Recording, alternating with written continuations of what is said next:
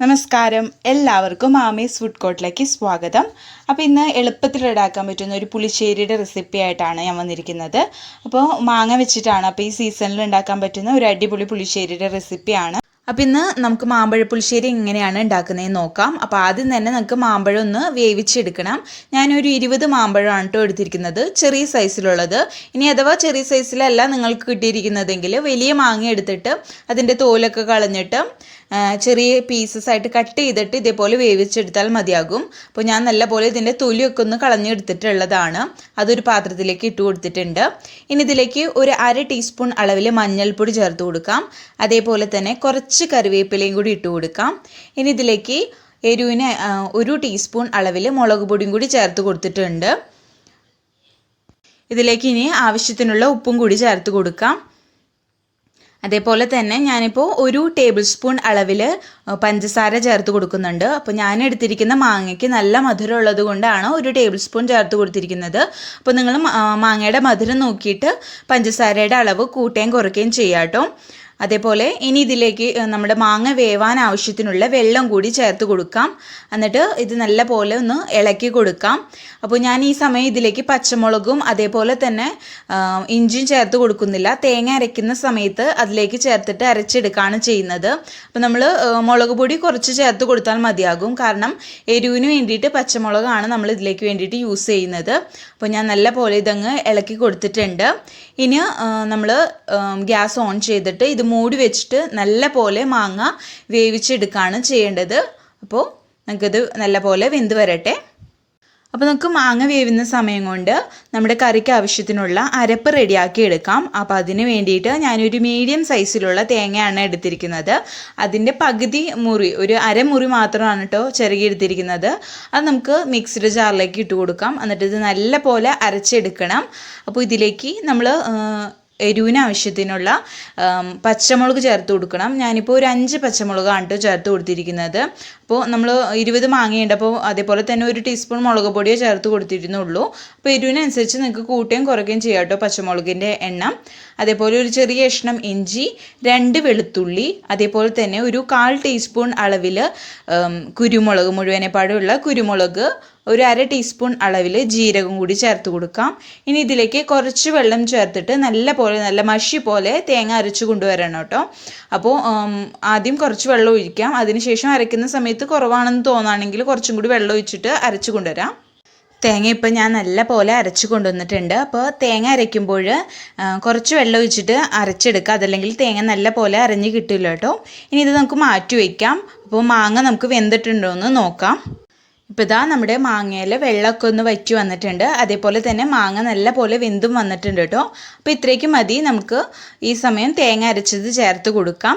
അപ്പോൾ നിങ്ങൾക്ക് മാമ്പഴ കാളനായിട്ടാണ് എടുക്കുന്നതെങ്കിൽ കുറച്ചും കൂടി വെള്ളം നല്ല പോലെ വറ്റിച്ചതിന് ശേഷം മാത്രം തേങ്ങ അരച്ച് ചേർത്ത് കൊടുത്താൽ മതിയാകും. എന്നാലാണ് നല്ല കട്ടിക്ക് നമുക്ക് നമ്മുടെ കാളൻ രൂപത്തിൽ കിട്ടുള്ളൂ. ഇനി ഞാനിപ്പോൾ പുളിശ്ശേരി ആയിട്ടാണ് എടുക്കുന്നത്, അതുകൊണ്ട് ഇത്രയും വെള്ളം ഇരുന്നെന്ന് വെച്ചാൽ പ്രശ്നമില്ല. ഇനി ഇതിലേക്ക് നമുക്ക് തേങ്ങ അരച്ചതും കൂടി ചേർത്ത് കൊടുക്കാം.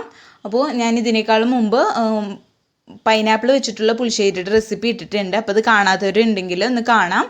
ഇനി നമുക്ക് നമ്മൾ അരച്ച് വെച്ചിരിക്കുന്ന തേങ്ങ ഇതിലേക്ക് മൊത്തത്തിൽ അങ്ങ് ചേർത്ത് കൊടുക്കാം. അപ്പോൾ ഇത് നല്ല കട്ടിക്ക് തന്നെ, നമ്മൾ ഒട്ടും വെള്ളം കൂടി പോയിട്ടില്ല കേട്ടോ. നമ്മൾ നല്ല പോലെയാണ് അരച്ചെടുത്തിരിക്കുന്നത്, വെള്ളം കുറച്ച് ഒഴിച്ചിട്ട്. കണ്ടില്ലേ? ഇനി ഇത് നല്ല പോലെ മിക്സാക്കി കൊടുക്കാം. ഇനി തേങ്ങയും കൂടി അരപ്പും കൂടി ചേർത്തതിന് ശേഷം നമ്മൾ ഒന്നും കൂടി ഈ കറി ഒന്ന് തിളപ്പിച്ചെടുക്കണം. അതിനുശേഷം നമുക്കിതിലേക്ക് തൈര് ചേർത്ത് കൊടുക്കണം. അപ്പോൾ പുളിശ്ശേരി ആയതുകൊണ്ട് ഇപ്പോൾ കുറച്ച് തിക്കായിട്ടാണ് ഇരിക്കുന്നത്. എന്നാലും നമ്മളിനി തൈരൊക്കെ ചേർത്ത് കൊടുക്കുമ്പോൾ ഒന്നും കൂടി ലൂസായിട്ട് വരും. അപ്പോൾ ഇത്രയും മതി. ഇനി ഈ സമയം ഉപ്പ് കുറവുണ്ടെങ്കിൽ ഒന്ന് നോക്കിയിട്ട് ചേർത്ത് കൊടുക്കാം കേട്ടോ. അപ്പോൾ ഇതൊന്ന് തിളച്ച് വരട്ടെ. കറി നല്ല പോലെ തിളച്ച് വരുമ്പോൾ ഇനി ഇതിലേക്ക് തൈര് ചേർത്ത് കൊടുക്കാം. ഞാനിപ്പോൾ 1 കപ്പ് അളവിൽ തൈരാണ് ചേർത്ത് കൊടുക്കുന്നത്. അപ്പോൾ എനിക്ക് 1 കപ്പ് ചേർത്ത് കൊടുത്തപ്പോൾ കറക്റ്റ് പുളിയായിട്ട് വന്നിട്ടുണ്ട്. അതേപോലെ തന്നെ നിങ്ങൾ 1 കപ്പ് നേരിട്ട് അങ്ങനെ ചേർത്ത് കൊടുക്കാതെ നിങ്ങളുടെ മാങ്ങയുടെ പുളിയും അതേപോലെ തന്നെ തൈരിൻ്റെ പുളിയും കൂടി നോക്കിയിട്ട് വേണം തൈരിൻ്റെ അളവ് നിശ്ചയിക്കാൻ വേണ്ടിയിട്ട്. അപ്പോൾ 1 കപ്പ് അളവ് തൈര് ഞാൻ ജസ്റ്റ് ഒന്ന് 1 ടീസ്പൂൺ വെച്ചിട്ട് ബീറ്റ് ചെയ്തെടുത്തതാണ്. അത് ഇതിലേക്ക് ചേർത്ത് കൊടുക്കാം. അപ്പോൾ കുറച്ച് തിക്കായിട്ട് തന്നെ ഇരിക്കും ആയിരിക്കും. മിക്സിയിലിട്ട് കറക്കാണെങ്കിൽ ഒരുപാട് വെള്ളമായി പോവും. അപ്പോൾ കറി ആയാലും ഭയങ്കര ലൂസായി പോകാൻ സാധ്യതയുണ്ട്. അപ്പോൾ അതിനനുസരിച്ച് നിങ്ങൾ നോക്കിയിട്ട് ചേർക്കാം കേട്ടോ. ഇനി നമ്മൾ കറി തിളപ്പിക്കേണ്ട ആവശ്യമില്ല. കാരണം തൈര് ചേർത്തിട്ട് തിളപ്പിച്ചാൽ ചിലപ്പോൾ പിരിഞ്ഞു പോവും കറി. അതുകൊണ്ടാണ് പറഞ്ഞത് തിളപ്പിക്കേണ്ടെന്ന്. ഇനി ഈ സമയത്ത് ഇതിൻ്റെ ഉപ്പൊന്ന് നോക്കാം. ഉപ്പ് കുറവുണ്ടെങ്കിൽ ചേർത്ത് കൊടുക്കാം കേട്ടോ ഈ സമയം. അപ്പോൾ ഇത് ജസ്റ്റ് ഒന്ന് വരണേക്കാൻ മുമ്പ് ചൂടായിട്ട് വരുമ്പോൾ നമുക്ക് ഇത് ഓഫ് ചെയ്യാം. എന്നിട്ട് ഇതിലേക്ക് താളിച്ചൊഴിക്കുകയാണ് ചെയ്യേണ്ടത് ഇനി. അപ്പോൾ ഇത് നല്ല ആവശ്യത്തിനുള്ള തിക്നെസ് വേണം. ഒരുപാട് തിക്നെസ് ആവാനും പാടില്ല. അതേപോലെ തന്നെ ഒരുപാട് കട്ടി കുറഞ്ഞു പോയാലും അത്രയ്ക്ക് ടേസ്റ്റ് ഉണ്ടാവില്ല. ഇപ്പോൾ കറക്റ്റ് പെർഫെക്റ്റ് ടെക്സ്ചറിൽ തന്നെയാണ് നമ്മുടെ പുളിശ്ശേരി കിട്ടിയിരിക്കുന്നത്. അപ്പോൾ ഉപ്പും മുളകും അതേപോലെ തന്നെ പുളിയൊക്കെ കറക്റ്റായിട്ട് വന്നിട്ടുണ്ട്. അപ്പോൾ ഇത്രയും മതി. ഈ സമയം ഗ്യാസ് ഓഫ് ചെയ്യാം. എന്നിട്ട് ഇതിലേക്ക് താളിച്ചൊഴിക്കാം. അപ്പോൾ നമുക്ക് കറിയിലേക്ക് താളിച്ചൊഴിക്കാൻ തുടങ്ങാം. അപ്പോൾ അതിന് വേണ്ടിയിട്ട് ഒരു പാത്രത്തിലേക്ക് 3 ടേബിൾ സ്പൂൺ അളവിൽ വെളിച്ചെണ്ണ ഒഴിച്ചു കൊടുക്കാം. അപ്പോൾ വെളിച്ചെണ്ണ നല്ല പോലെ ചൂടായിട്ട് വരുമ്പോൾ ഇതിലേക്ക് കടുക് ചേർത്ത് കൊടുക്കാം. ഞാനിപ്പോൾ 1 ടീസ്പൂൺ അളവിൽ കടുകാണ് കേട്ടോ ഇട്ട് കൊടുത്തിരിക്കുന്നത്. അതേപോലെ തന്നെ ഒരു നുള്ളു ഉലുവയും കൂടി ഈ സമയം ചേർത്ത് കൊടുക്കാം. അപ്പോൾ ഉലുവ അധികം കൂടിപ്പോണ്ട, ഒരു നുള്ളോളം മതിയാകും.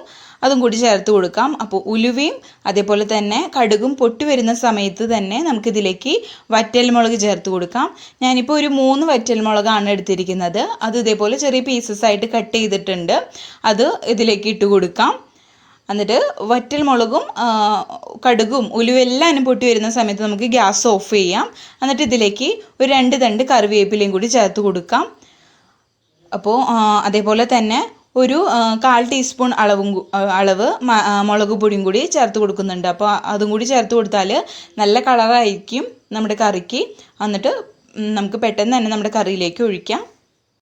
ഇപ്പോൾ ഇതാ നമ്മുടെ സ്വാദിഷ്ടമായ മാമ്പഴ പുളിശ്ശേരി ഇവിടെ റെഡി ആയിട്ടുണ്ട്. അപ്പോൾ ഞാൻ താളിച്ചതും കൂടി ഇതിലേക്ക് ഒഴിച്ചു കൊടുത്തിട്ടുണ്ട്. അപ്പോൾ ഇത്രയേ ഉള്ളൂ. എല്ലാവർക്കും ഈ വീഡിയോ ഇഷ്ടപ്പെട്ടെന്ന് വിചാരിക്കുന്നു. അപ്പോൾ ഈ മാങ്ങയുടെ സീസൺ ആണല്ലോ, അപ്പോൾ എല്ലാവരും ഇതൊന്ന് ട്രൈ ചെയ്ത് നോക്കാം. നല്ലൊരു ടേസ്റ്റി ആയിട്ടുള്ളൊരു കറിയാണ്. അപ്പോൾ എല്ലാവർക്കും വീഡിയോ ഇഷ്ടപ്പെട്ടാൽ ലൈക്ക് ചെയ്യുക. അതേപോലെ ഫ്രണ്ട്സും റിലേറ്റീവ്സും ഒക്കെ ആയിട്ട് വീഡിയോ ഒന്ന് ഷെയർ ചെയ്യുക. ആദ്യമായിട്ട് വീഡിയോ കാണുന്നവർ ആരെങ്കിലും ഉണ്ടെങ്കിൽ ചാനൽ ഒന്ന് സബ്സ്ക്രൈബ് ചെയ്യുക. അപ്പോൾ അടുത്ത അടിപൊളി വീഡിയോ ആയിട്ട് വരുന്നവരേക്കും ബൈ. താങ്ക്